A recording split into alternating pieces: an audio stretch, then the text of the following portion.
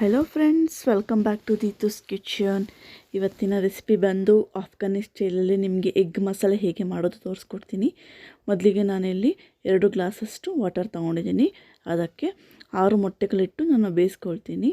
ಇದು ಒಂದು 10ರಿಂದ 15 ನಿಮಿಷ ಮೊಟ್ಟೆ ಬೇಯೋದಕ್ಕೆ ಬಿಡಿ. ನಾನು ನೆಕ್ಸ್ಟು ಮಸಾಲೆ ಹೇಗೆ ರೆಡಿ ಮಾಡ್ಕೊಳ್ಳೋದು ಹೇಳ್ತೀನಿ. ಈಗ ಇದಕ್ಕೆ 2 ಟೇಬಲ್ ಸ್ಪೂನಷ್ಟು ಎಣ್ಣೆ ಹಾಕಿದ್ದೀನಿ. ಅದಕ್ಕೆ 2 ಈರುಳ್ಳಿನ ಕಟ್ ಮಾಡಿ ಹಾಕ್ಕೊಂಡಿದ್ದೆ. 2 ಈರುಳ್ಳಿ ಹಾಕ್ಕೊಂಡಿದ್ದೀನಿ. ಅದಕ್ಕೆ 3 ಹಸಿಮೆಣಸಿನ್ಕಾಯಿ ಹಾಕ್ಕೊಳ್ತಾ ಇದ್ದೀನಿ. ನಿಮಗೆ ಖಾರ ಬೇಕು ಅಂದರೆ ಇನ್ನೊಂದು ಹಾಕ್ಕೊಳ್ಳಿ. ಒಂದು 20 ನಾನು ಬೆಳ್ಳುಳ್ಳಿ ಎಸ್ಲು ಹಾಕ್ಕೊಳ್ತಾ ಇದ್ದೀನಿ. ಇದ್ರ ಜೊತೆಗೆ ನಾನು 1.5 ಇಂಚು ಶುಂಠಿ ಹಾಕ್ಕೊಳ್ತಾ ಇದ್ದೀನಿ. ಮತ್ತು ಒಂದು 10 ಗೋಡಂಬಿನ ಹಾಕ್ಕೊಳ್ತಾ ಇದ್ದೀನಿ. ತುಂಬ ಟೇಸ್ಟಿಯಾಗಿರುತ್ತೆ ಈ ರೆಸಿಪಿ. ನೀವು ಖಂಡಿತವಾಗ್ಲೂ ಮನೆಯಲ್ಲಿ ಟ್ರೈ ಮಾಡಬೇಕು. ಈ ರೀತಿ ಮಸಾಲೆ ಹುರ್ಕೊಂಡ್ಮೇಲೆ ಸ್ವಲ್ಪ ಕೊತ್ತಂಬರಿ ಸೊಪ್ಪು ಹಾಕಿ ಚೆನ್ನಾಗಿ ಫ್ರೈ ಮಾಡ್ಕೊಳ್ಳಿ.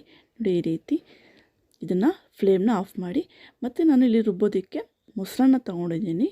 ಇನ್ಸ್ಟೆಡ್ ಆಫ್ ವಾಟರ್ ನಾನು ಕರ್ಡ್ ಯೂಸ್ ಮಾಡ್ತಾಯಿದ್ದೀನಿ. ಇಲ್ಲಿ ನಾನು ನೀರು ಬಳಸ್ತಾ ಇಲ್ಲ. ನೀಟಾಗಿ ಮೊಸರು ಹಾಕಿ ಚೆನ್ನಾಗಿ ಪೇಸ್ಟ್ ಮಾಡಿಕೊಂಡು ಬರಬೇಕು. ಇದು ತುಂಬ ರುಚಿಯಾದ ರೆಸಿಪಿ. ತುಂಬ ಚೆನ್ನಾಗಿರುತ್ತೆ ತಿನ್ನೋದಕ್ಕೆ. ಚಪಾತಿ, ದೋಸೆ, ಪೂರಿಗೆಲ್ಲ ತುಂಬ ಚೆನ್ನಾಗಿರುತ್ತೆ. ನೋಡಿ, ಪೇಸ್ಟ್ ರೆಡಿ ಇದೆ. ಇವಾಗ ನಾವು ಬೇಯಿಸಿರೋ ಮೊಟ್ಟೆಗಳನ್ನು ಈ ರೀತಿ ಹಾಕ್ಕೊಂಡು ಸ್ವಲ್ಪ ಅದಕ್ಕೆ 1/2 ಟೇಬಲ್ ಸ್ಪೂನಷ್ಟು ಚಿಲ್ಲಿ ಪೌಡ್ರು, ಸ್ವಲ್ಪ ಅರಿಶಿನ ಹಾಗೂ ಸ್ವಲ್ಪ ಉಪ್ಪು ಹಾಕ್ಕೊಂಡು ಚೆನ್ನಾಗಿ ಮಿಕ್ಸ್ ಮಾಡ್ಕೋಬೇಕಾಗತ್ತೆ. ಈಗ ಡೈರೆಕ್ಟಾಗಿ ನೀವು ಎಣ್ಣೆಗೆ ಹಾಕಿ ನೀವು ಅರಿಶಿನ ಉಪ್ಪು ಹಾಕಿದ್ರೆ ಏನಾಗುತ್ತೆ ಅಂದರೆ ತಳ ಹಿಡಿಯುತ್ತೆ, ಎಗ್ ಚೆನ್ನಾಗಿ ಫ್ರೈ ಆಗೋದಿಲ್ಲ. ಈಗ ಸ್ವಲ್ಪ 2 ಟೇಬಲ್ ಸ್ಪೂನಷ್ಟು ಎಣ್ಣೆ ಹಾಕಿ ನಾವೇನು ಮಿಕ್ಸ್ ಮಾಡ್ಕೊಂಡಿದ್ರಲ್ಲ ಮಸಾಲೆ ಎಗ್, ಅದನ್ನು ಹಾಕಿ ಚೆನ್ನಾಗಿ ನಾವು ಫ್ರೈ ಮಾಡ್ಕೋಬೇಕಾಗತ್ತೆ. ಈ ರೀತಿ ಮಾಡೋದ್ರಿಂದ ಅದು ಸ್ವಲ್ಪ ಉಪ್ಪು ಖಾರ ಹಿಡಿಯುತ್ತೆ ಮೊಟ್ಟೆ. ಈ ರೀತಿ ಸ್ವಲ್ಪ ಚೆನ್ನಾಗಿ ರೋಸ್ಟ್ ಮಾಡ್ಕೊಳ್ಳಿ. ಇದಾದಮೇಲೆ ನಾನು ಮತ್ತೆ ಬಾಣಲಿಗೆ 2 ಟೇಬಲ್ ಸ್ಪೂನಷ್ಟು ಎಣ್ಣೆ ಹಾಕ್ಕೊಂಡು 4 ಏಲಕ್ಕಿ, 7 ಲವಂಗ ಹಾಗೂ 1.5 ಇಂಚು ಚಕ್ಕೆ ಹಾಕ್ಕೊಂಡು ಸ್ವಲ್ಪ ಒಂದು 5 ನಿಮಿಷ ಆದಮೇಲೆ ಅದಕ್ಕೆ ನಾವು ರುಬ್ಬಿದಂಥ ಮಸಾಲೆ ಹಾಕ್ಕೊಳ್ತಾ ಇದ್ದೀನಿ. ಇದನ್ನು ಲೋ ಫ್ಲೇಮಲ್ಲೇ ಚೆನ್ನಾಗಿ ಮಿಕ್ಸ್ ಮಾಡ್ಕೊಳ್ಳಿ ಈ ರೀತಿ.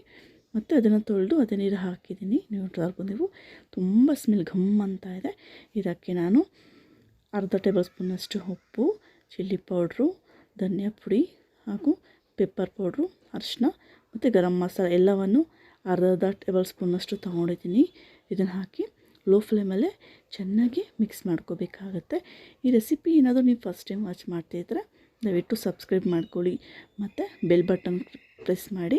ಇದೇ ಥರ ಎಷ್ಟೊಂದು ರೆಸಿಪಿ ನೋಟಿಫಿಕೇಷನ್ ನಿಮಗೆ ಬರುತ್ತೆ. ಆವಾಗ ಈಸಿ ಆಗುತ್ತೆ ನಾನೆಲ್ಲ ಯೂಟ್ಯೂಬ್ ವೀಡಿಯೋಸ್ ನೋಡೋದಕ್ಕೆ. ಈಗ ಫ್ರೈ ಮಾಡಿದ್ವಲ್ಲ ಆ ಮೊಟ್ಟೆನ ನಾವು ಈ ರೀತಿ ಹಾಕ್ಕೊಳ್ತಾ ಇದ್ದೀವಿ. ಮಸಾಲೆಗೆ ಹಾಕ್ಕೊಂಡು ಚೆನ್ನಾಗಿ ಬಾಡಿಸ್ಕೊಳ್ಳಿ. ನಿಧಾನಕ್ಕೆ ಮಿಕ್ಸ್ ಮಾಡ್ಕೊಳ್ಳಿ. ಈ ರೀತಿ ಚೆನ್ನಾಗಿ ಮಿಕ್ಸ್ ಮಾಡಿದ್ಮೇಲೆ ನೋಡಿ, ತುಂಬ ಟೇಸ್ಟಿಯಾಗಿದೆ. ಸ್ಮೆಲ್ ಘಮ್ ಅಂತ ಬರ್ತಾಯಿದೆ. ನೋಡಿ, ತುಂಬ ರುಚಿಯಾದ ರೆಸಿಪಿ. ಮನೇಲಿ ಖಂಡಿತವಾಗ್ಲೂ ನೀವು ಟ್ರೈ ಮಾಡಬೇಕು. ಇಷ್ಟೇ ರೆಸಿಪಿ ಆಗಿದೆ.